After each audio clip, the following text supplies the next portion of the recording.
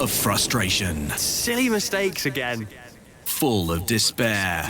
I don't even know if I'll have a club tomorrow. From years of hurt, disappointment, and relegation. It could be League 2 next season. Bolton are down, Norwich are down. Two British football fans have had enough. Canary bird Elliot Holman and wanderer Henry Hewitt are in search of glory. Get in! Pride. It's been a joy to watch. Passion. Nanny! In search of silverware. MLS Cup champions, baby! And they found ATL. Orlando! Major League Soccer. Welcome to another episode of the MLS UK show. My name's Elliot Holman. Thank you for joining us. Hopefully this will be our final isolation interview, and fingers crossed, as the UK gets back to normal, we'll be able to be reunited. Myself and Henry will be reunited in the MLS UK studio very soon. However, for now, I'm very, very excited to share this podcast with you because this is a chat that I had with Orlando City winger Chris Mueller. It's a couple of weeks ago that we recorded this, so officially the MLS tournament hadn't been announced. However, we do touch on that, find out what he's been up to pre-season, I say pre-season, mid-season technically, in this little break that we've had. And it's just a real privilege to chat to Chris because he's so down to earth. He's a real fan favourite. He works so hard for the team. He works hard off the pitch, doing amazing stuff for charities as well. So really proud of this. It's such an amazing way to round off our isolation series. Here's what happened when I spoke to Orlando City winger Chris Mueller. Elliot Holman, Henry Hewitt, MLS UK show. And joining me right now is Chris Mueller of Orlando City SC. Chris, thank you so much for joining us. Really appreciate it. Yeah, thanks for having me on. I'm excited to get chatting. First of all, like the important things, how are you doing? How are your family? Are they all safe and all keeping well? Yeah, my family's doing well. Thank you for asking. I'm doing well. I'm just pushing forward, trying to make the best of the time that we have. I know this has been super unpredictable and a lot has gone down that maybe everybody hasn't planned for, but I think that we're going to come out strong from this. So, yeah, I'm doing well. Family's well. Thank you for asking. Awesome. Since lockdown started, we've spoken to Patrick Segrist from New York Red Bulls. We've spoken to Lawrence Wyke from Atlanta, Chris Cadden from the UK at Columbus Crew, and they all said the same thing. They said that the clubs have got them working so hard on like crazy programs whilst before individual training resumed. I presume it's the same for our boys at Orlando. Yes. It has been an absolute grind, especially when you're not necessarily sure what the future holds, right? It's tough to see the light at the end of the tunnel sometimes. We weren't sure what was going to happen with the rest of 2020, but we stuck to it. We put our nose to the grindstone, and thank God it looks like we're going to be playing some games here shortly. So looking forward to that confirmation, and hopefully we can keep pushing forward in the season. Yeah, you're back out there now. Everybody wants to see their family who they haven't seen, and we want to get back in our studio because my spare room's not quite as exciting. And you're a soccer player. You just want to play football, and you're able to do that now. Yeah, exactly. And that was honestly the hardest thing was through this whole time. I was telling some of my friends and some of my family members how, at a stressful time like this, the number one thing that would provide me some relief and allow me to alleviate some of that stress would be to go out and kick the ball around and play with my mates and go to the pitch and train and just decompress in that way. And not having that was tough. I didn't have necessarily that outlet, so you had to look for different ways to cope with the situation. But all in all, it was a test, and I think that it was, you learn a lot from times like these, right? This is the times when you get uncomfortable and you learn more about yourself than you do any time that you're just comfortable and kind of coasting through your days. So it's been good for that reason. Yeah, of course. And on a lighter note, I've noticed you've managed to keep the trim on point. I looked through some of the photos. Got trimmed, mate. I just got trimmed. It was so bad. I looked like I literally just came off the streets. It was bad. It was. I was flicking through some of the photos from training, and some players they've let themselves go a little bit. Yeah. The quarantine's definitely got the best of them for sure. I even saw Brian Rowe sporting what I can only describe as a Sasha Tash. Yes, and we all said the same exact thing. Literally, the first day we saw him was that, "Why are you bringing Sasha back here to Orlando, mate?" As an Orlando City player, it's so great to have you on. Not just for me because I'm an Orlando fan, but for all the Orlando City fans who are so excited that we're doing this chat because you are such a fan favorite, aren't you? Uh, it seems to be that way at this point. It does, but it's really been amazing here playing for Orlando, and the way that they've embraced me since I've come in has been an absolute blessing, and I'm so thankful for that. So it's made my time here super enjoyable. Other than the fact, obviously, that we haven't reached our ultimate goal, but I think that that's to come in the future as well. Definitely, fingers crossed for that. I saw a poll where fans actually chose you as their favorite player, past and present, which is awesome. I know why because I watch you week in week out. I see you in interviews and I see you play, and I voted in that poll. But do you know why? Do you know what? Can you put your finger on what it is that you do, what you embody that makes the fans love you so much? I don't. I'm not honestly quite sure. I know that they appreciate the effort that I put in on the pitch. I've seen that floating around social media here and there, but um, I mean, yeah, I can't really pinpoint another outlying reason, you know. I think I learned from an early age. I've been around soccer all my life, and I grew up as a Norwich City fan. And we had a player called Darren Huckabee, and when he got the ball, everyone just stood up because you knew something was about to happen. And I think it's like there's a certain type of player where you get the ball and you're going to drive and you're going to run it. It's that energy, it's that excitement. I feel like some players just have that. Like you can't teach that, can you? Yeah, no, I don't think so either. I think like you said, it's part of that passion and that energy that you kind of just bring into the game. You know, even as I come on as a sub and whatever, and you hear how the fans like react when I'm getting up to and getting ready to get into the game. It really is such a special feeling, and I don't know if I just bring so much because I wear my heart on my sleeve, or if because I have just anticipated these moments for so long. I've pictured myself playing in stadiums when I was a little kid for multiple over 10 years probably. So now that I'm here and I get to play in front of the fans and they love me like so much, it means so much to me. I want to go out and put on everything that I can for the club and for the city. I've been in the stadium when the team's been losing and you've been on the bench and people have literally just been chanting your name until the coach gives it. It's incredible. I've never known this before. I've never seen it before.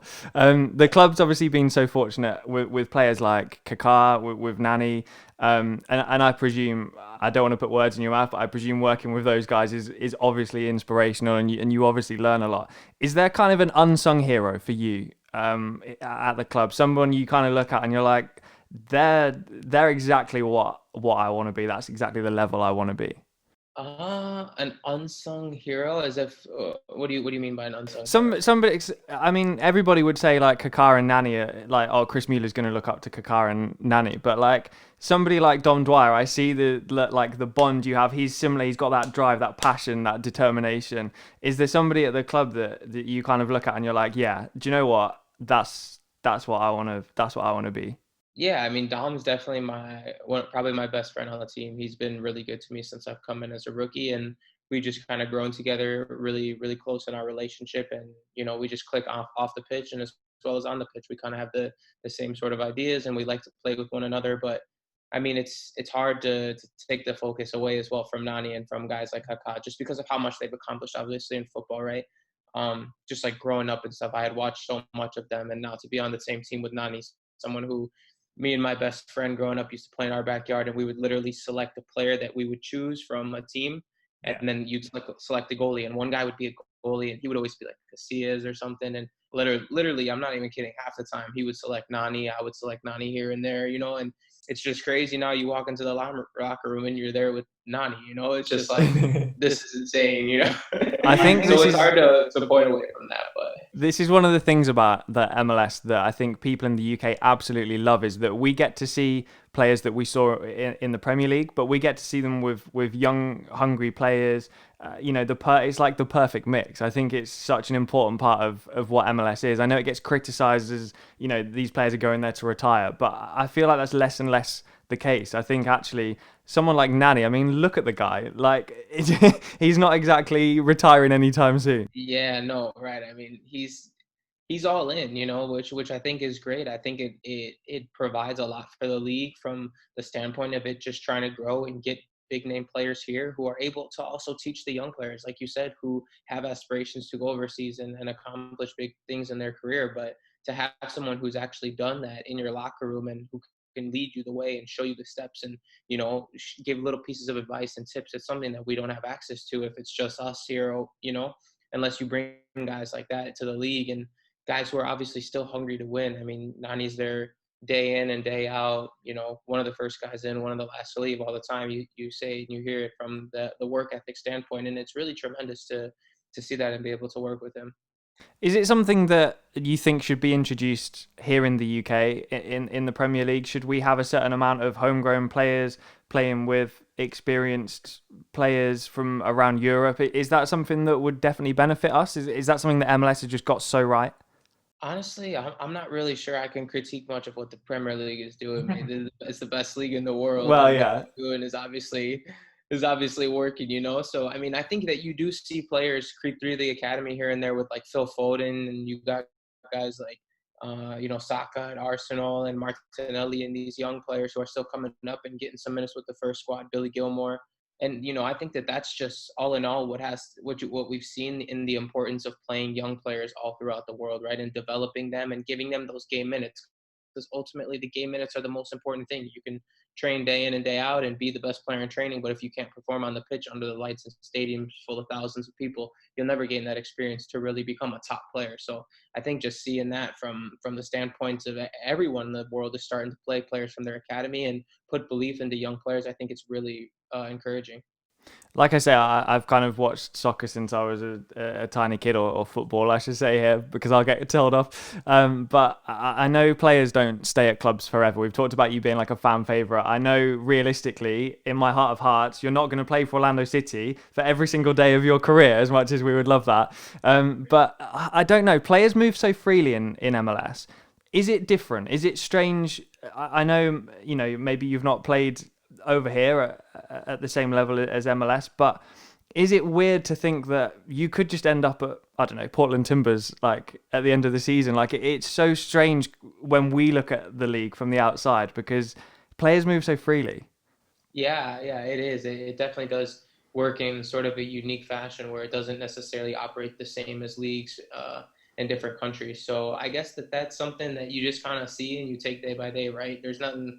If they're going to trade me to another team someday and I don't really have control over that, I'll just take it as it is and try and move forward the best I can and just keep playing my best football, wherever that may be. Right now it's in Orlando, which has been great, and we'll just see what the future holds. As much as all of the protests in the world right now are for a very important cause, I feel like there might be a similar thing if they were to try and trade you away from Orlando. We're not having it. We know there's never a finished product when it comes to a team. There's always ways to improve, and I feel like guys like yourself embody that. You're always striving and trying to improve it and be your best.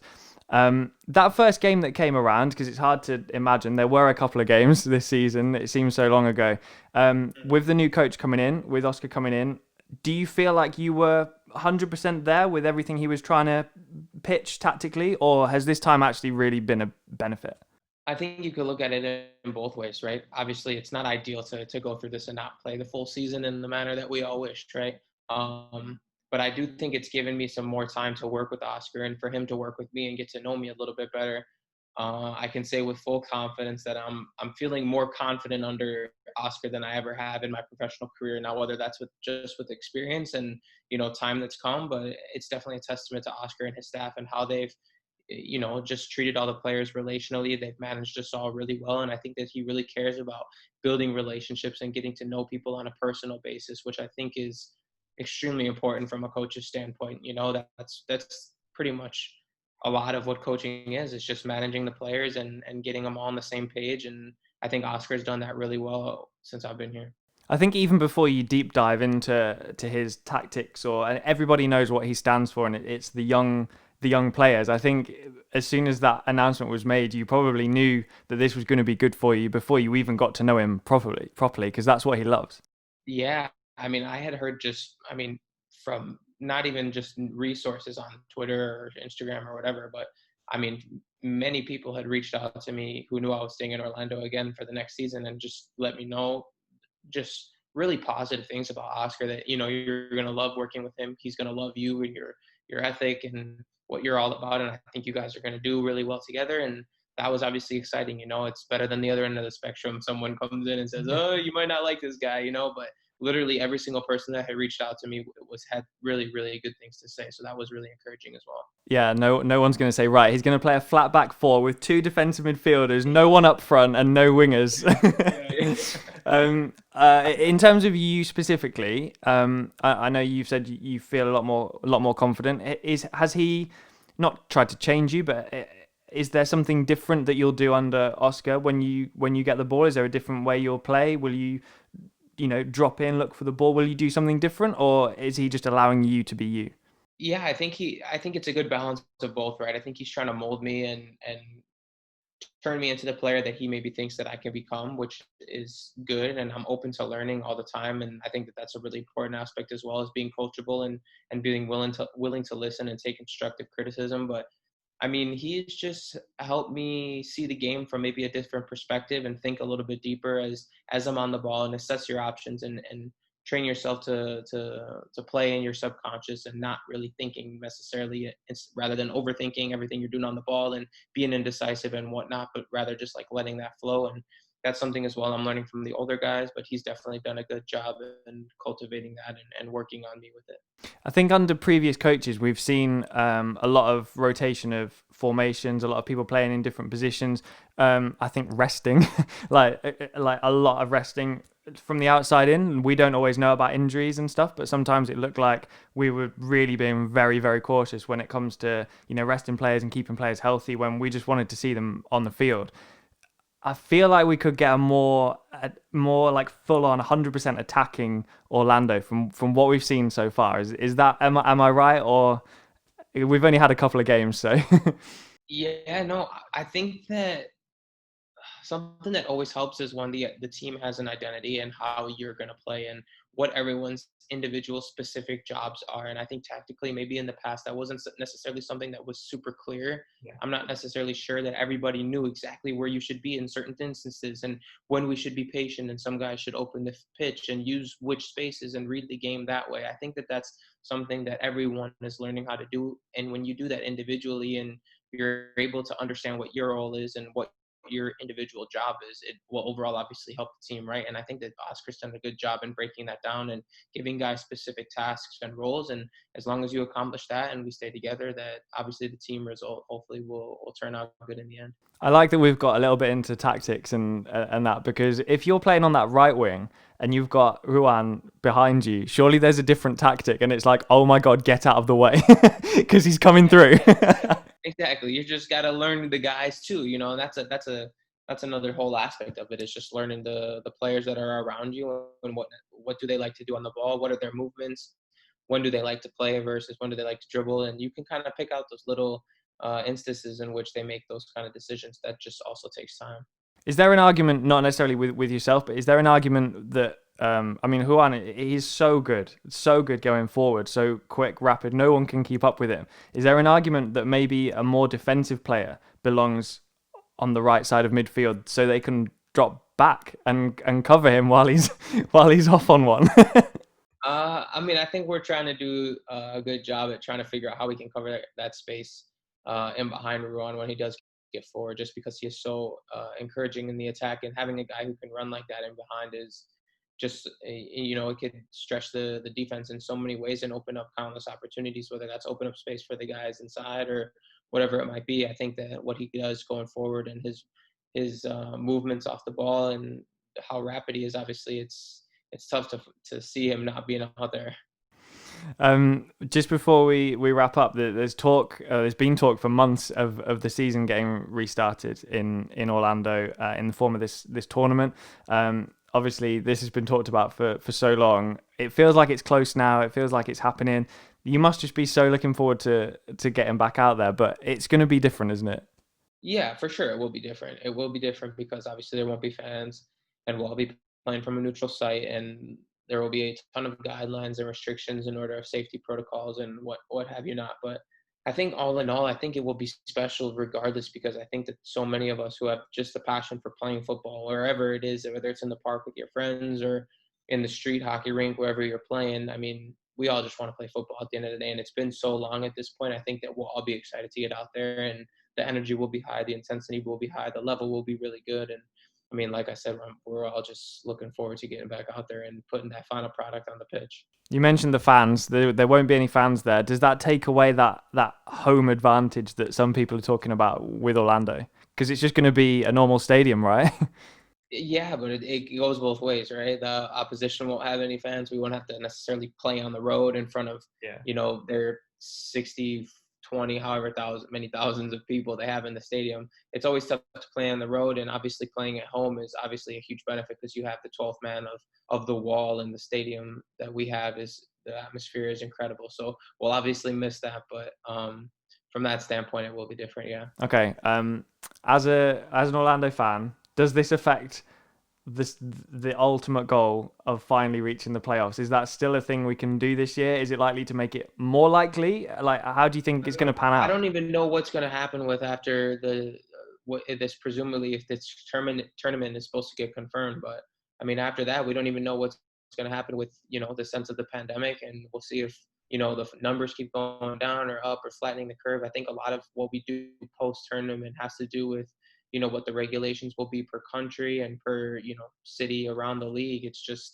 That's just more of a waiting game. But I definitely think that we'll have success in the tournament first and foremost. So as long as those games are certified, we're going to try and do our best to win that. And I think that we will be successful because we've been working really hard and putting in a lot to making that a goal that we can achieve. This is the MLS UK show. The MLS UK show with Lucid FC. A distinctively modern, casual fashion label. Take a look at lucidfc.us or lucidfc.co.uk and see why celebrities love the look. This season's current line is called What's Your Effing Club? Which is your F? Football, fashion, or film? If it's football, you're in the right place. Film, the MLS UK show podcast is now available to watch on YouTube. But fashion, it's always lucidfc.us or lucidfc.co.uk. MLS UK show with Elliot Holman and Henry Hewitt. And there we have it, Orlando City winger Chris Mueller on the MLS UK show. An absolute privilege as an Orlando City fan to speak to Chris. Got to be one of the nicest guys in soccer as well, right? Such a good guy. Works so hard on the pitch for his team, works very hard off it as well for charity. Such a great guy. Thank you so much to Chris for joining us on the MLS UK show. If you missed any of our other isolation interviews, make sure you have a little scroll up and find out who we've been chatting to. We've had some really good chats, been really insightful actually, to speak to players in what's such a bizarre, unprecedented time, something that's never happened before. So that's been really, really nice. So thank you to all of the players who have agreed to join us on the show. Hopefully, as I say, this will be our final isolation interview, our final episode in quarantine, and we'll be back with you reunited in the MLS UK studio very soon. Until then, stay healthy, stay safe, and thank you very much for your support through such a bizarre time.